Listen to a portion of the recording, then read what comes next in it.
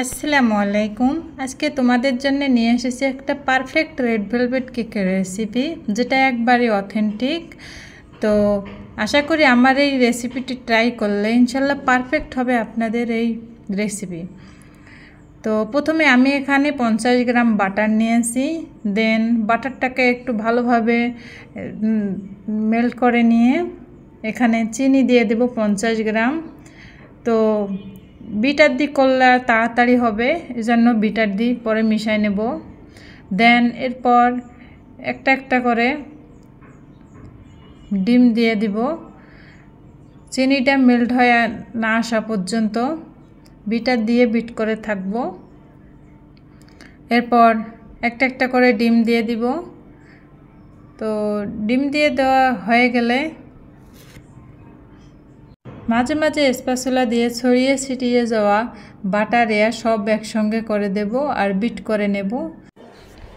Bit করা হয়ে গেলে এমন একটা পর্যায়ে চলে আসলে অন্য পাশে চেলে রাখা উপকরণ ময়দা 60 গ্রাম, তারপর কর্নফ্লাওয়ার আর কোকো পাউডার 1 টেবিল চামচ পরিমাণ চেলে রাখা, আর বেকিং পাউডার চেলে রাখা একটু একটু করে দিয়ে দেব।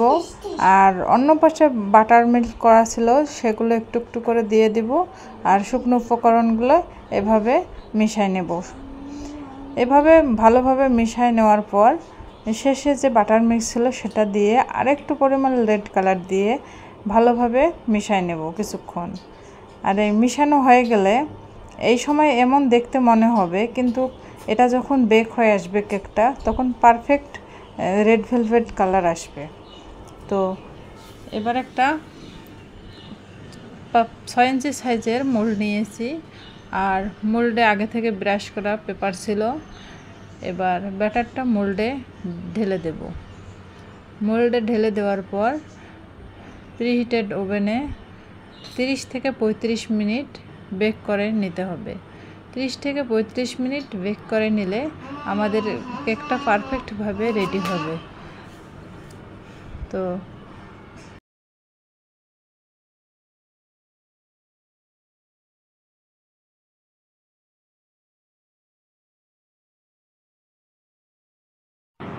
কেকটা বেক হওয়ার পর দেখুন কতটা পারফেক্ট হয়েছে কেকটা। আর রেড ভেলভেট কেক রেড কালারের যে হবে তেমনটা না, এটা একটু মেরুন টাইপের হয়। এটাই হচ্ছে অথেন্টিক ভেলভেট কেকের আসল। তো এবার কেকটাকে স্লাইস করে নেব। আর দেখুন কতটা পারফেক্ট সফট ময়েস্টলি হয়েছে কেকটা। আল্লাহ হাফেজ, ভালো থাকবেন সবাই।